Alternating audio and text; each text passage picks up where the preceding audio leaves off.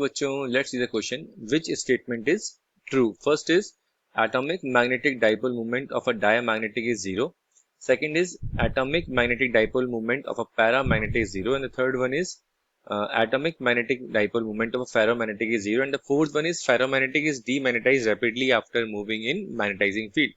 तो बच्चों यहाँ पे आपका की कंसेप्ट होगा, आपको पता होना चाहिए बेसिकली कि डायमैग्नेटिक सब्सटेंस क्या होते हैं, पैरामैग्नेटिक सब्सटेंस क्या होते हैं, इनका डाइपोल मूवमेंट क्या होता है. ठीक है, तो ये क्लियर होगा तो आप इजीली इस क्वेश्चन को आइडेंटिफाई कर पाएंगे कि इनमें से कौन सी स्टेटमेंट करेक्ट है. तो बच्चों हम यहाँ पे बात करते हैं सबसे पहले हम डायमैग्नेटिक सब्सटेंस की. ठीक है, तो व्हाट आर डायमैग्नेटिक सब्सटेंस. तो बच्चों डायमैग्नेटिक सब्सटेंस होते हैं हमारे जिनका हर एटम का या मॉलिक्यूल का या आयन का, ठीक है, इनका नेट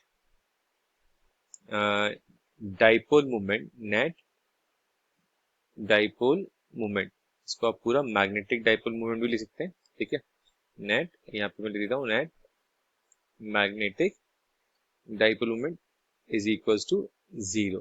ठीक है, ऐसे सब्सटेंस होते हैं बच्चों जिनका एटम का, मॉलिक्यूल का या आयन का नेट मैग्नेटिक डाइपोल मूवमेंट क्या होता है, जीरो होता है. ऐसे सब्सटेंस को बोलते हैं बच्चों हम डायमैग्नेटिक सब्सटेंस. ठीक है, और सेकंड बच्चों बोलते हैं हम पैरामैग्नेटिक सब्सटेंस. क्या होते हैं बच्चों पैरामैग्नेटिक सब्सटेंस में क्या होता है कि इनका जो नेट डाइपोल मूवमेंट होता है, नेट मैग्नेटिक डाइपोल मूवमेंट होता है. ठीक है, नेट मैग्नेटिक डाइपोल मूवमेंट होता है इनके एटम का, वो जीरो नहीं होता है.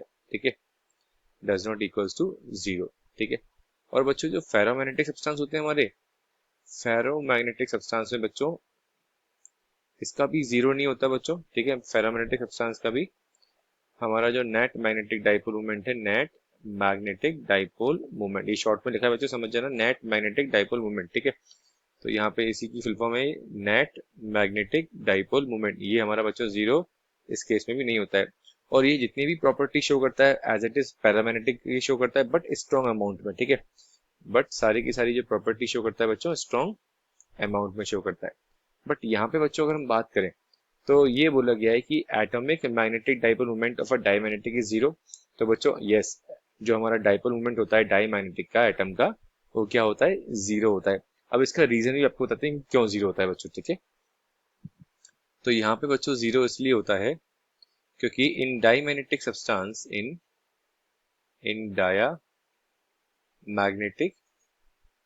Substance, in each pair of electron, in each pair of electrons, the spin of both the electron in opposite direction. This is the main point. The spins of both the electrons are in opposite direction. जो बच्चों spin होता है इनके electrons का, वो किस direction में होता है, अपोजिट सेंस में होता है. ठीक है, इस वजह से क्या होता है बच्चों, hence the electron of each other. ठीक है, जो भी हमारे इलेक्ट्रॉन है दोनों के अपोजिट डायरेक्शन होने की वजह से जो अपना नेट मैग्नेटिक मूवमेंट बनाते हैं वो क्या हो जाता है, कैंसिल आउट हो जाता है. फॉर एग्जांपल दोनों की डायरेक्शन कैसी है, अपोजिट. इस इलेक्ट्रॉन ने अपना एक मैग्नेटिक मूवमेंट इस डायरेक्शन में बनाया और एक इलेक्ट्रॉन ने अपना मैग्नेटिक मूवमेंट इस डायरेक्शन में बनाया, तो दोनों का net magnetic movement opposite direction होने की वजह से क्या हो जाएगा बच्चों, कैंसिल आउट हो जाएगा. तो आप लिख सकते हैं the net magnetic movement of each atom, net magnetic movement net magnetic movement of each atoms of such substance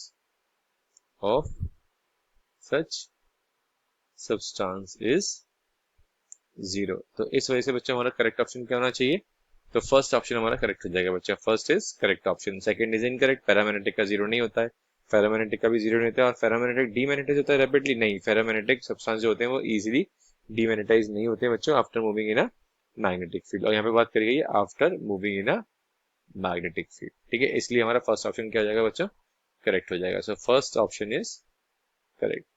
So our correct option is first. Okay, I hope this solution is clear to you. All the very best बच्चों.